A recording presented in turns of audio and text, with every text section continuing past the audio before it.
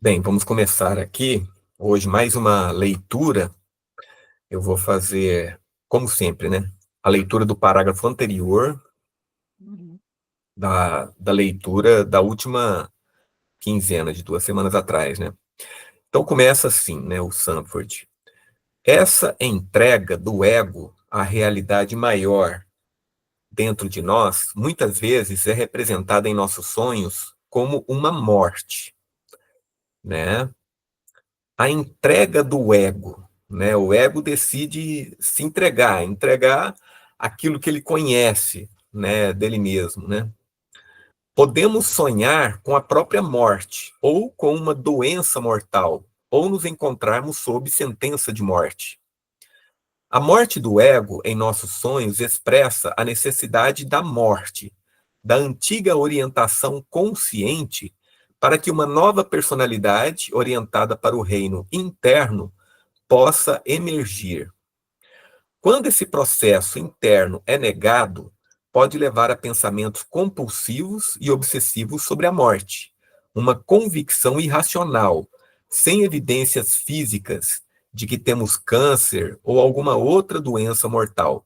Então, a pessoa, gente, quando o inconsciente exige da pessoa uma mudança de atitude perante a vida, né, a pessoa pode começar, inclusive, a ter ideações suicidas, né, desejo de morte, ideias sobre morte, ou simplesmente ideias de que ela poderá sair e se acidentar, né? Quer dizer, são ideias obsessivas sobre a morte, né? Mas isso tudo é uma tentativa do inconsciente da pessoa, né, interiormente, ver que ela precisa mudar, aquele ego precisa morrer, mas a pessoa confunde ela inteira com o corpo, né, inclusive, e aí ela tenta suicídio, né? Ela não tem uma leitura simbólica disso, né? Mas se a gente analisando simbolicamente, a maioria das vezes é isso. O que ocorre é uma tentativa de egocídio, né? Mas a pessoa confunde com suicídio. Então, aqui ele continua. A morte física real é sugerida de outra forma em nossos sonhos. E a morte do ego nos sonhos pode quase sempre ser interpretada como simbólica de um processo psicológico. Inclusive, gente, assim, quando algum aspecto nosso, né, do nosso ego, precisa, algum aspecto consciente, assim, precisa morrer, precisa acabar, pode ser simbolizado por uma pessoa que a gente conhece e que representa esse aspecto, uma certa qualidade ou um certo defeito que a gente vê como defeito, né? Pode estar sendo representado por uma pessoa e essa pessoa morrer no sonho. Então pode ser o motivo da gente perceber que alguém morreu no sonho, né? Que a gente se lembra de determinado sonho. Agora, na maioria das vezes em que o ego morre no sonho, a nossa imagem morre no sonho, a pessoa geralmente sofre muito. É porque a pessoa está sofrendo muito, ela está passando por uma fase muito difícil na vida dela de mudança. E toda mudança, assim, psicológica, envolve muito sofrimento, né? Se uma pessoa sonhar que ela está morrendo no sonho, a gente, em geral, né, podemos estar certos de que ela deve estar sofrendo muito, né, na vida dela. E mudanças profundas estão acontecendo com a pessoa. Agora, se é uma pessoa conhecida que está morrendo, aí não. Aí, geralmente é um aspecto da pessoa, né, que está morrendo, que está acabando, e outra surge no lugar. E aí, geralmente, a pessoa pode sonhar com um bebê nascendo, né, com uma criança nascendo, ou uma criança nova de 1 mês, 2 meses, dependendo aí do tempo de mudança, né, da pessoa. Agora vamos começar com o 18º encontro, continuando essa leitura, né? A nova personalidade que reconhece que há uma realidade maior é retratada por Jesus como uma criança pequena, pois ela psicologicamente acaba de nascer. E é exatamente o que eu acabo de dizer, né? Há uma morte, segue um nascimento nos sonhos. Neste momento, os discípulos aproximaram-se de Jesus e perguntaram: Quem é o maior no reino dos céus? Ele chamou uma criança, colocou-a no meio deles e disse: Eu asseguro que, a não ser que vocês se convertam e se tornem como crianças, jamais entrarão no reino dos céus. Portanto, quem se faz humilde como esta criança, este é o maior no reino dos céus. Isso está em Mateus, Lucas e Marcos. Tem mais uma coisa que podemos acrescentar aqui, não sei se o Sanford vai falar mais para frente. É o fato de que, quando a gente é criança, nós estamos abertos à mudança, né? Nós estamos absorvendo tudo. A criança, ela é como uma esponja, né? Então, a criança, ela é receptiva. E tem uma outra coisa, por exemplo, que ocorre em consultório. Quando as pessoas fazem terapia, pode ocorrer numa fase da terapia em que a pessoa regrida, né? Ocorre uma regressão. Isso quer dizer assim, é como se a pessoa voltasse a ser criança. Mas o que ocorre na realidade é o quê? A pessoa ela se depara com um obstáculo na vida, ela é incapaz de transcender, de superar aquele obstáculo, e aí a psique dela faz com que o ego regrida, né? Para um aspecto em que a pessoa era uma criança, na época em que ela poderia ter desenvolvido algo para superar aquele obstáculo atual, mas ela não desenvolveu. Então é preciso que ela regrida para que e parta daquele ponto, se torne mais consciente. E aí ela vai progredir conscientemente aquele aspecto de forma a superar o obstáculo hoje em dia, que ela vê na realidade, né? Então, para vocês verem como esse simbolismo da criança está muito ligado a isso, né? E quando Jesus fala, se não, se você não se faz humilde como essa criança, né? Você não será salvo, você não vai entrar no reino dos céus, né? E realmente você não vai se tornar completo, né? Mais consciente, né? A criança é frequentemente usada por Jesus para representar aquele que entrou no reino dos céus. Anteriormente, vimos que uma razão para isso é que as crianças pequenas não têm máscara. Elas são o que parecem ser e expressam diretamente o que sentem, sem hipocrisia. Mas a outra razão pela qual a criança é o protótipo do reino dos céus é que a criança tem uma conexão livre com o mundo interior. Os discípulos vieram a Jesus com uma atitude de ego. Quem é o maior no reino dos céus? Este é o antigo desejo do ego de se engrandecer. Enquanto o ego busca o reino dos céus apenas para explorá-lo para seus próprios propósitos, ele não pode entrar. Deve-se entrar como uma criança pequena, sem fachada falsa, recém-nascido e intimamente conectado ao mundo interior, de onde brotam imaginação, espontaneidade e criatividade. Esta imagem da criança é o oposto da infantilidade.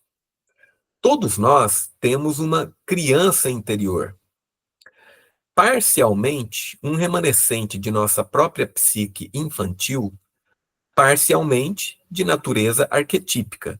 A criança interior é uma parte importante de nossa psicologia. Quer dizer, essa parte infantil nossa pode ser pessoal ou arquetípica, né? Está no inconsciente coletivo. Se negamos a criança dentro de nós, nos tornamos infantis.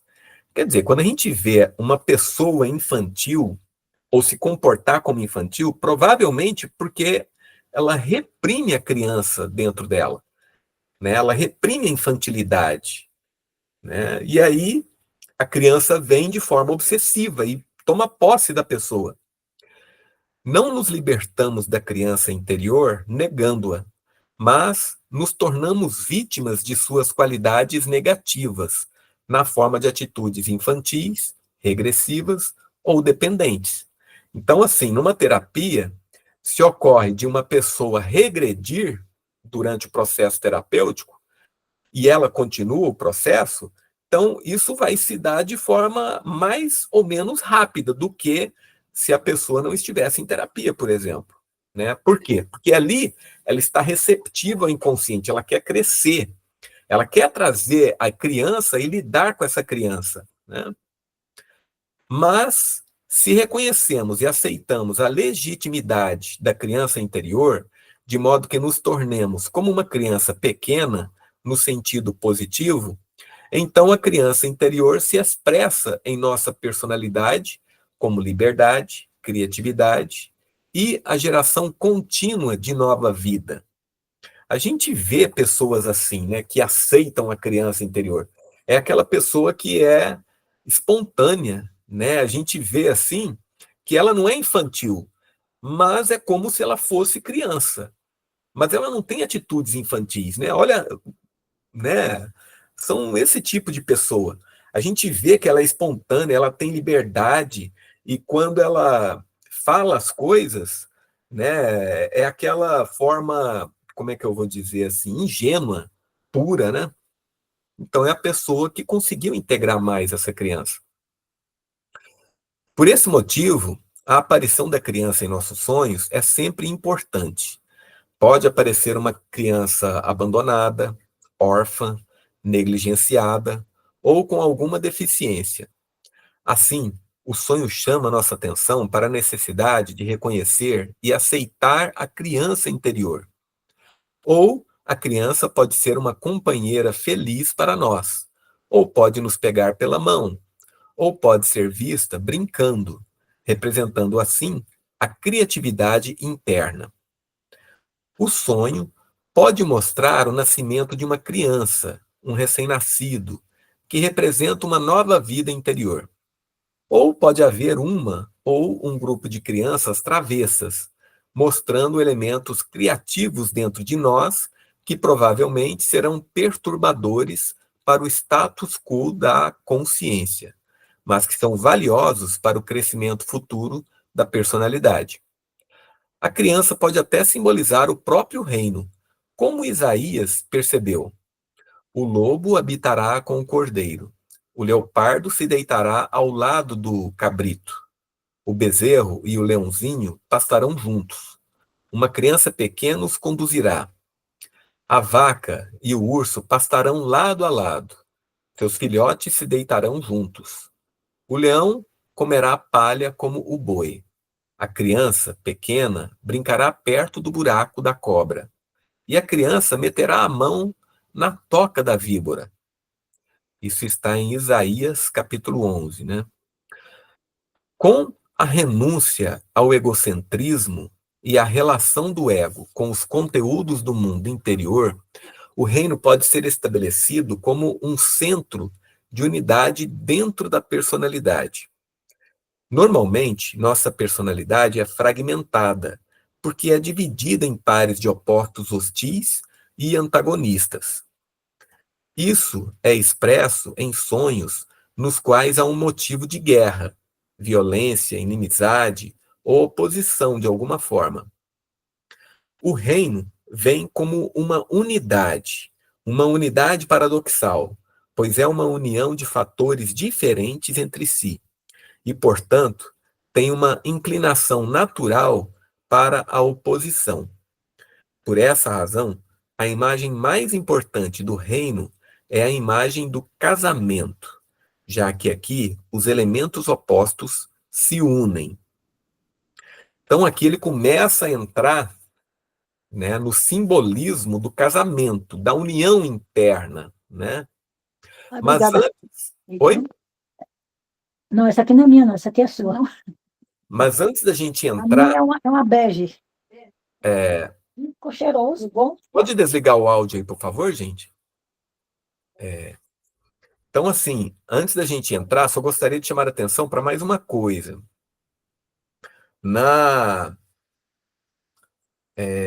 O simbolismo da criança pode ser que a pessoa, em sonhos, né, nos sonhos da pessoa, não apareça a criança como símbolo.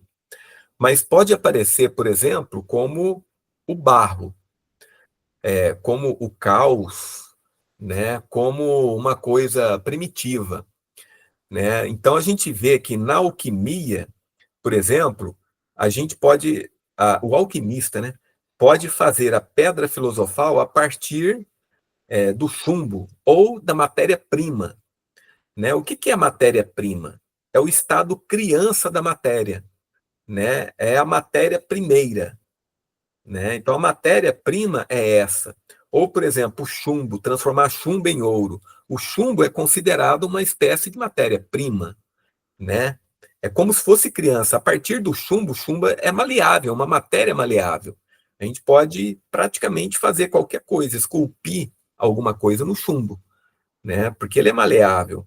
Ele pode derreter facilmente. E se você possui uma forma, ele vai tomar qualquer forma que você queira, né? Então, tá vendo a representação como a criança, né?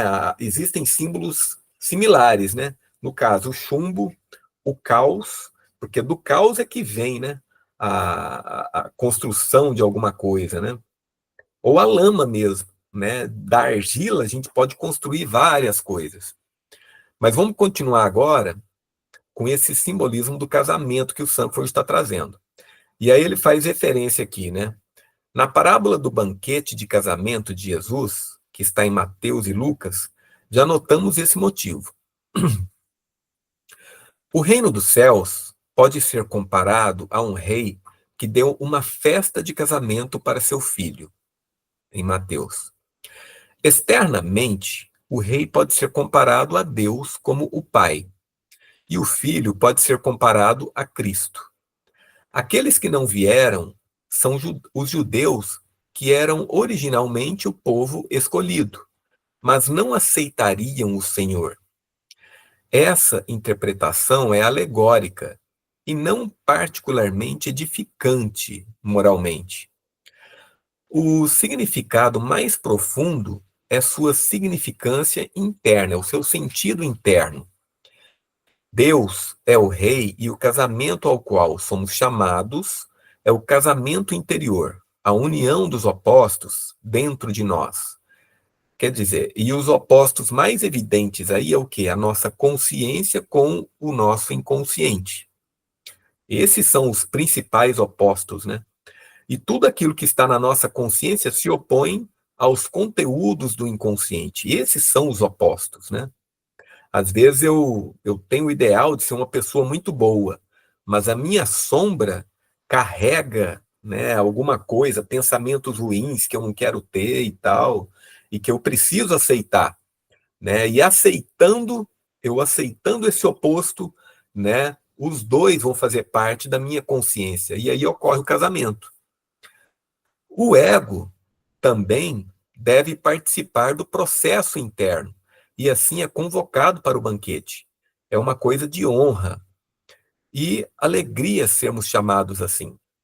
Mas a grande maioria da humanidade está muito preocupada com coisas exteriores para apreciar o valor do reino interior. Apenas aqueles forçados por Deus a entrar, bons e maus, participam do banquete de casamento. E olha só, bons e maus, né?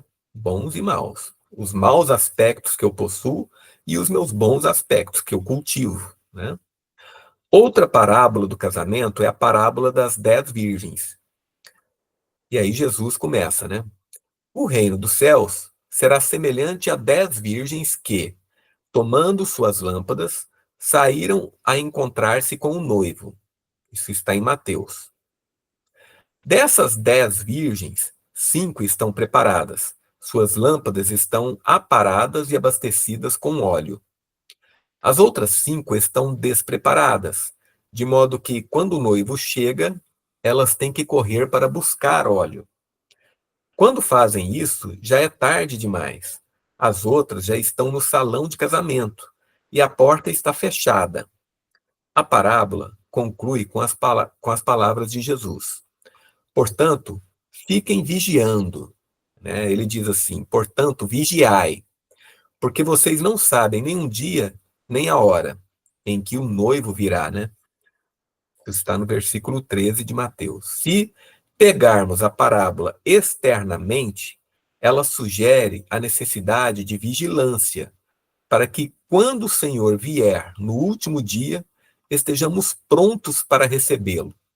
E aqui, inclusive o Eckhart Tolle, ele faz muita referência a, a essa, como é que eu vou dizer? A esse aviso de Jesus, quando ele fala, vigiai, né? Na verdade, é como se Jesus nos chamasse para a presença, para estarmos presentes e estarmos atentos àquilo que está acontecendo, né, no momento.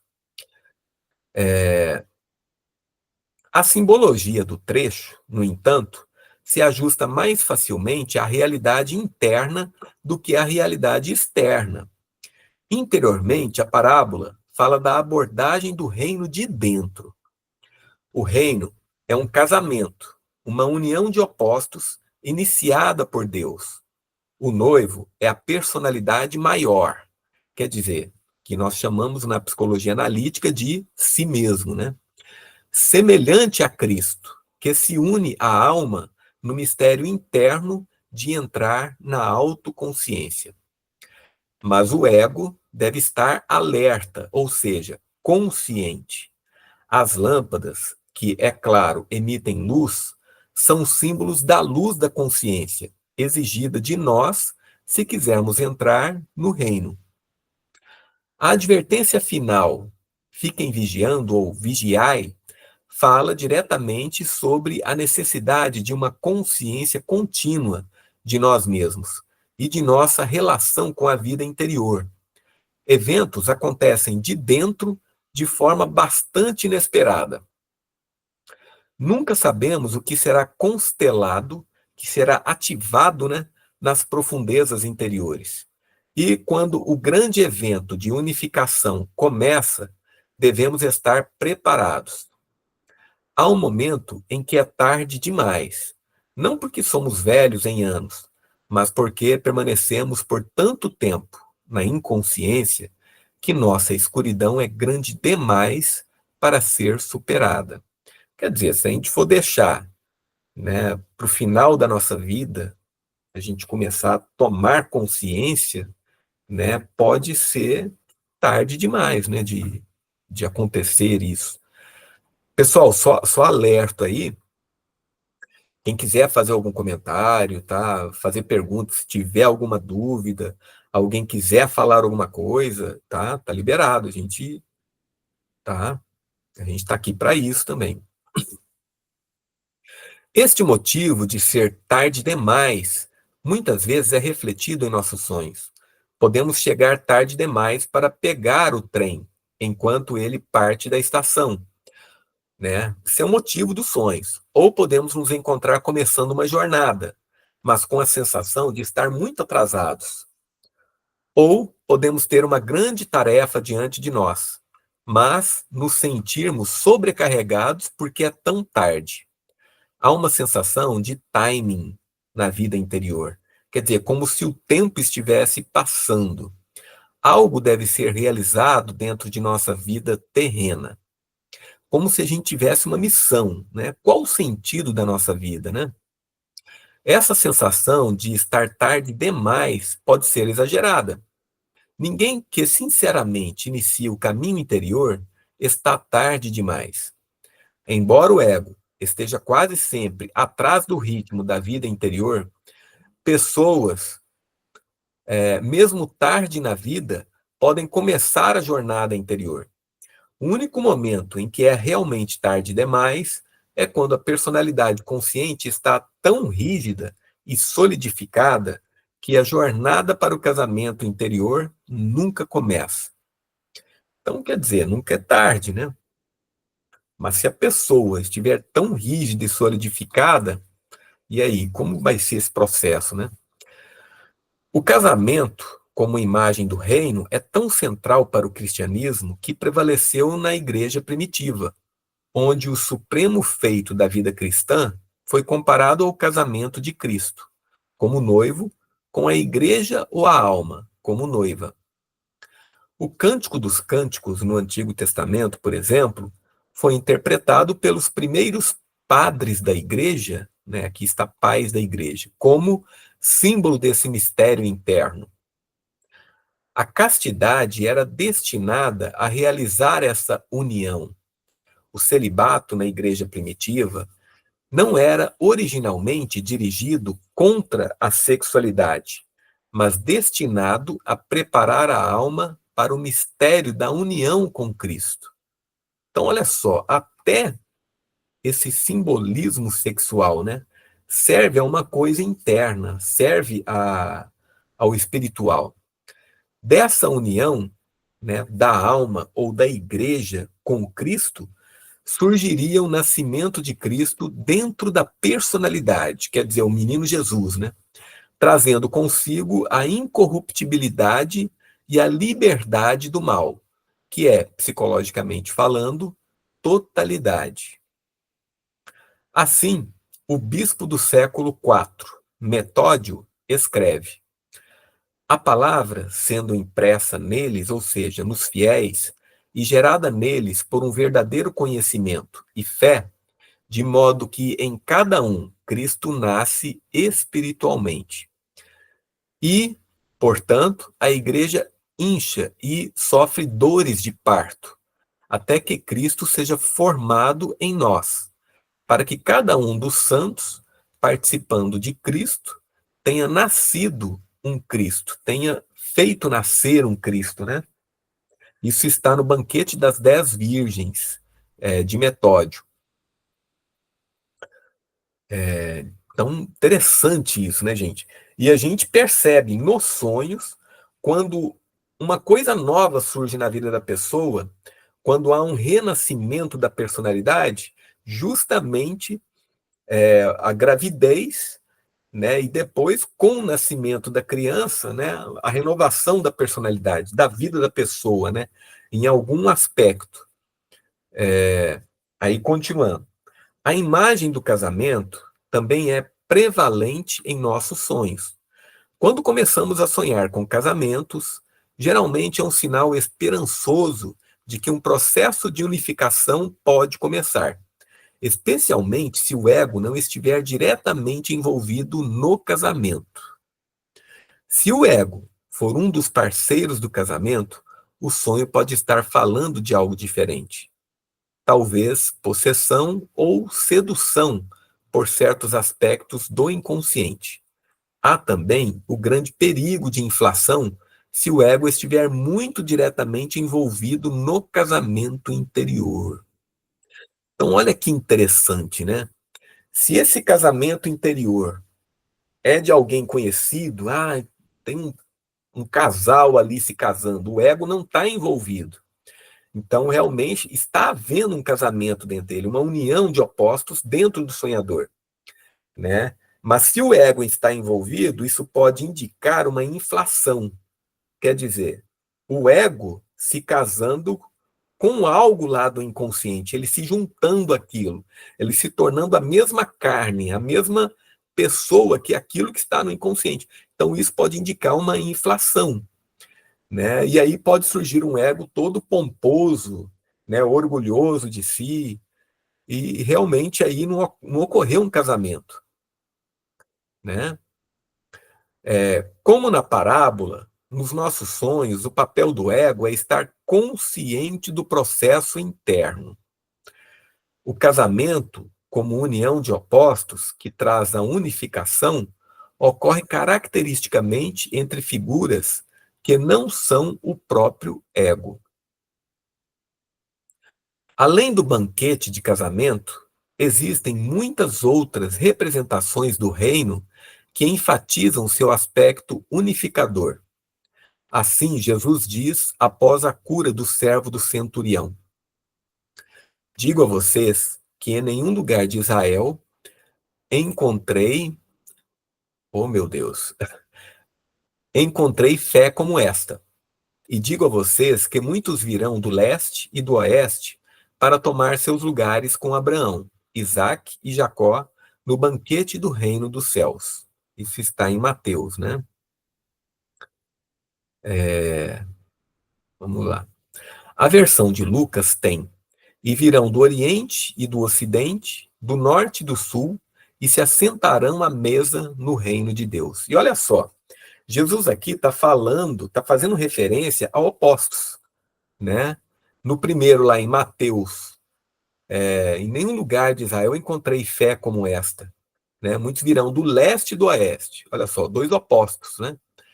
Para tomar seus lugares com Abraão, Isaque e Jacó no banquete do reino dos céus. E aqui fala do norte, do sul, do oriente, do ocidente. Aqui, o reino dos céus é mostrado como uma grande reunião que inclui toda a humanidade. Na versão de Lucas, a reunião ocorre dos 4 pontos cardeais, que formam uma cruz, né? E Jung faz muita referência à cruz, ao quadrilátero, ao número 4, como representando a totalidade, né? Então, quando ocorre de haver um casamento em nossos sonhos, isso geralmente, gente, a maior probabilidade de que está indicando aí uma união de opostos, a pessoa está ficando mais completa, conscientemente mais completa. É como se ela recepcionasse partes que antes ela desprezava, né? E ou pode ser, por exemplo, um lado infantil, né? Então ela está recepcionando isso na vida dela, né? A imagem é a de um mandala, um desenho concêntrico, apresentando uma forma quaternária ou circular. Se a gente for ver norte, sul, leste, oeste no planeta Terra, né, é uma imagem circular, né, e a Terra dividida em 4. Tais desenhos concêntricos ocorrem no simbolismo religioso em todo o mundo. E pela natureza de sua forma, sugerem totalidade ou integralidade. O quadrado é igual em todos os lados e, portanto, está em equilíbrio. O círculo é a forma perfeita, pois todos os pontos estão equidistantes do centro. Tais símbolos são apropriados para o mistério do reino, pois sua estrutura perfeita sugere a totalidade e a harmonia do reino de Deus. E olha só, o círculo costuma representar, gente, o lado inconsciente. E o quadrado costuma representar mais a consciência, né? A gente costuma falar assim, vamos aparar as arestas, né? Quer dizer, tornar a aresta mais perfeita. Então, o quadrado, ele representa algo que foi construído, algo que foi conscientemente feito. Se a gente, por exemplo, for fazer um trabalho, um pedreiro for fazer um trabalho, uma construção, e não usar o esquadro, vai sair torto, vai ficar torto, não vai sair perfeito. E o quadrado é uma figura perfeita com lados iguais, né? E medidas iguais também, né? E o círculo, né, ele não tem arestas. Daí ele representar o inconsciente. Ele é uno, né? E representa o inconsciente, porque não tem arestas. E na mandala, a gente vê os dois motivos juntos, tanto o quadrado quanto o círculo. Ou a cruz, né? A cruz também simboliza mais a consciência, né? A consciência em união com o inconsciente. Então, a cruz em si é um tal símbolo, e a literatura inicial do cristianismo fala repetidamente sobre o mistério da cruz. Sua largura e comprimento, altura e profundidade abraçam o que está à direita e à esquerda e unem tudo em Cristo, o centro. Então, inclusive a altura, né? A parte vertical da cruz une o de cima com o que está embaixo, né? Uma citação da Epístola aos Efésios é instrutiva sobre esse ponto. Lemos sobre Cristo. Pois ele, Cristo, é a paz entre nós, e fez dos dois um só, e derrubou a barreira que costumava mantê-los separados, destruindo realmente em sua própria pessoa a hostilidade causada pelas regras e decretos da lei. Isso foi para criar um único novo homem, nele mesmo, a partir dos dois, e restaurando a paz através da cruz, uni-los ambos em um corpo único e reconciliá-los com Deus. Gente, é incrível, tem que ler essa passagem na Bíblia, dar uma lida, que é muito interessante. A gente vê que aqui está explícito todo esse simbolismo que nós estamos tratando, né? De forma bem explícita. Nossa, é interessante, viu? Efésios 2, 14 e 16. A referência aqui é exteriormente a união, através de Cristo, de judeus e gentios, mas a imagem também se aplica à pessoa interior. Enquanto seguimos apenas a ética da obediência, da lei, né, das regras, obedecendo servilmente a alguma lei, estamos divididos dentro de nós mesmos. Isso é a hostilidade causada pelas regras e decretos da lei. Pois seguir a lei divide a personalidade em uma parte que manterá a lei e a outra parte que luta contra ela. Mas Cristo permite que as duas partes de nós se tornem um novo ser, pois através dele é possível para nossas duas partes se confrontarem e se aceitarem. Quer dizer, se a gente trouxer o amor para dentro, né, da nossa personalidade, a gente pode até tentar lá fora, né? Mas não será tão genuíno se a gente começar por dentro, porque aí o que está dentro se transfere, o amor que está dentro, né, recepcionando a outra parte que nós não gostamos, nossa sombra no caso, né, ao projetarmos a sombra no outro, se nós aceitamos a sombra em nós mesmos, nós aceitaremos, será bem mais fácil aceitar o outro, né? Este ato de consciência nos liberta da lei e torna possível seguir a ética mais elevada e sintetizadora da criatividade. A unidade do reino é uma unidade criativa, não estática. Não é uma paz serena, mas um relacionamento interno criativo. Deus é primariamente um criador. Ele busca criar nova vida, e seu reino gera uma fonte contínua de novas energias e possibilidades. É por isso que, em um nível experimental, nenhum ser humano jamais atinge o fim de sua jornada interior, pois, à medida que o reino começa a se tornar uma realidade interior, uma série de novas possibilidades são geradas de dentro, que a consciência pode realizar. Assim, a vida do reino é dinâmica e continuamente evolutiva. Este é o significado interno da história da grande pesca.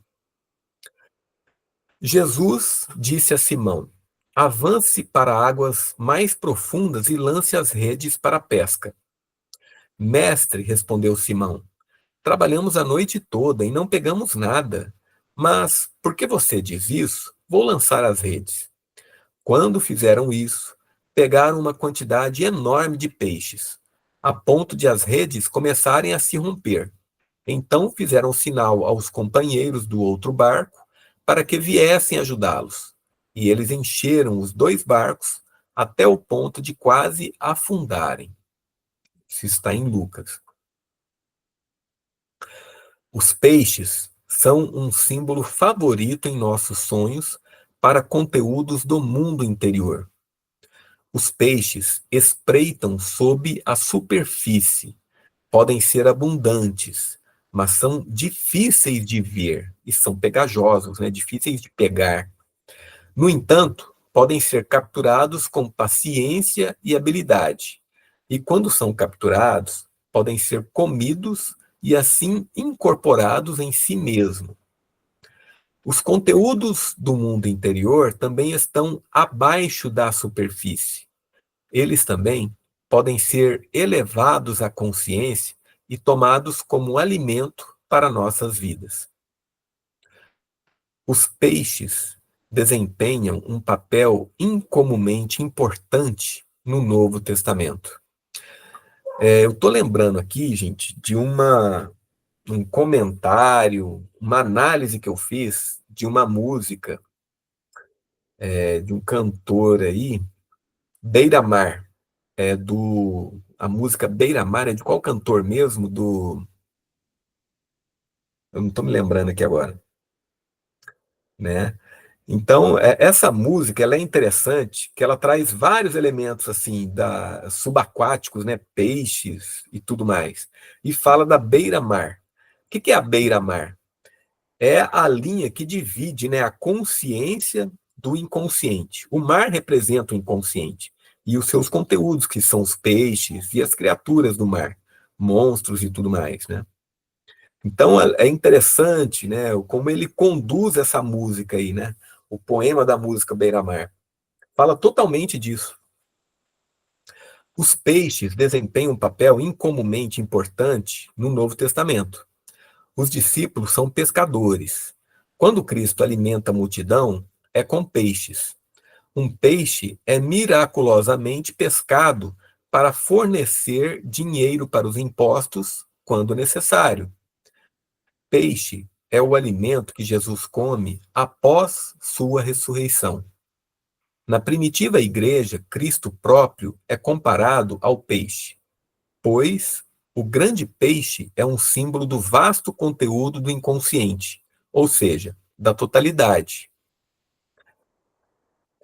Um antigo autor cristão declara sobre essa totalidade: esse fluxo de água, a fonte de Deus, envia o perene curso de espírito, um curso contendo apenas um peixe, capturado com o anzol da divindade, e sustentando o mundo inteiro com sua carne como se estivesse no mar.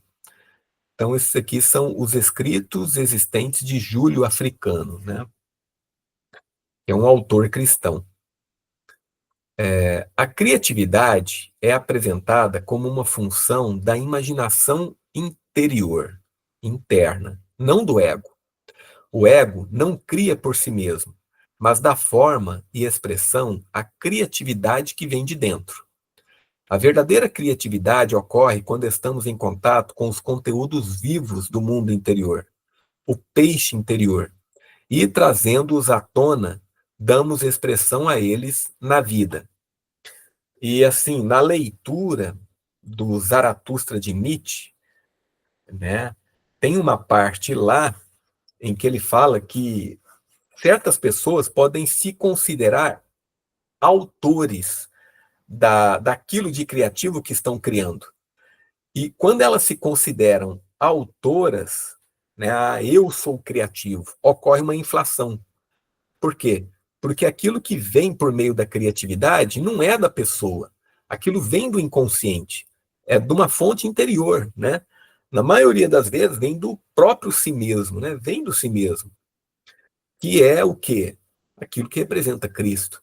Então, quando a pessoa fala que ela é autora daquilo, eu que criei isso, ela está em inflação, ela está se identificando, né, com o si mesmo, né, com a personalidade maior, né, com o transcendente.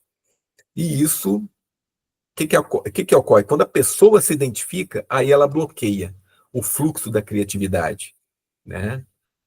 E aí ela pode se dar mal com isso. No caso, Nietzsche, por exemplo, criou o livro Assim Falava Zaratustra, né? Esse livro saiu dele. E a gente via que o tempo todo, né, e Jung fazendo referência, ele se identifica com o Zaratustra. Né? O Zaratustra surgiu em um sonho, né, o Zoroastro surgiu em um sonho dele. Depois ele decidiu dar continuidade. Já que ele surgiu aqui, né, como é que eu vou dizer? Como se ele fizesse uma imaginação ativa. Né? Imaginação ativa quer dizer uma aventura interior. E aquilo que foi brotando, ele foi colocando num livro, né? Só que ele se identificou e depois ele veio a se tornar, né, esquizofrênico, né? Uma pessoa, ele saiu de si, né? Quando se está em contato com os aspectos criativos do mundo interior, obtém-se um vasto tesouro. Não há presente mais elevado na vida do que o presente da criatividade. A criatividade é a expressão do amor de Deus e o maior dom que se pode possuir, pois na vida guiada pela criatividade, estamos agindo à imagem de Deus. Este é o tesouro celestial do qual Jesus fala. Não acumulem tesouros na terra, onde traças e vermes destroem, e ladrões arrombam e furtam, mas acumulem tesouros no céu, onde traças e vermes não destroem, e ladrões não arrombam nem furtam. Pois onde estiver o seu tesouro, aí também estará o seu coração. Mateus e Lucas. Na Bíblia, céu não se refere a uma localização geográfica, mas à realidade espiritual. É apenas nosso olhar rude e materialista que insiste em pensar na geografia bíblica de maneira literal. O mundo celestial, o mundo acima, a esfera angelical, é uma forma de se referir a um aspecto do mundo interior. Os tesouros na terra referem-se à tentativa de acumular valores materiais exteriores, que são notoriamente perecíveis e sujeitos à destruição. Os tesouros no céu são valores interiores, tesouros do espírito, uma riqueza interna e criativa. O presente do reino, e esses são imperecíveis. Nenhuma calamidade externa pode tirar os valores internos de nós. E se buscarmos a criatividade interna, nosso coração estará lá também. E assim encontraremos Deus. Esse mesmo motivo aparece em nossos sonhos, onde às vezes encontramos um tesouro. Moedas podem ser encontradas escondidas no solo, ou uma joia maravilhosa pode aparecer, ou uma grande quantia de dinheiro pode vir até nós. Isso muitas vezes se refere a tesouros internos com um valor espiritual ou psicológico. Bem, gente, vamos parar por aqui agora, né? É,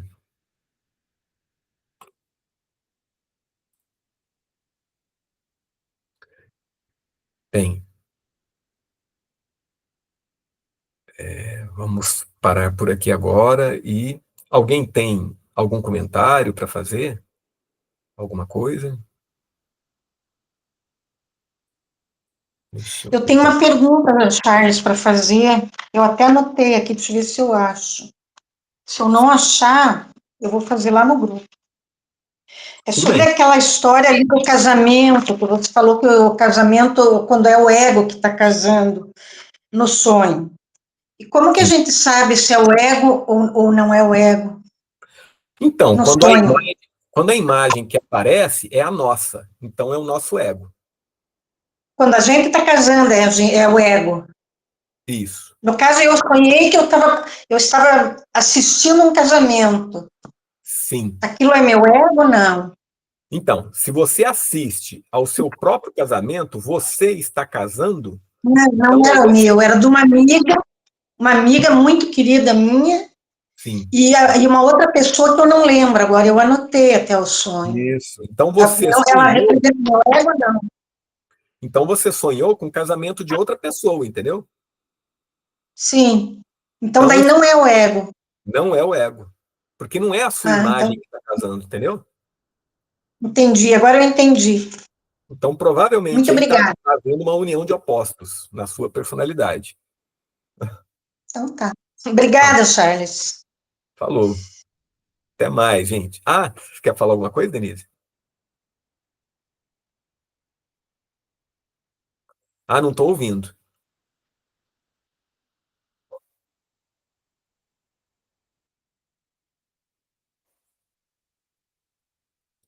Espera aí.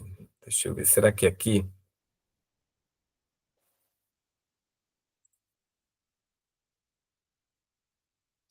É, não está indo. E engraçado que está liberado o áudio. Eu acho que é problema do seu microfone. É, o seu áudio está liberado.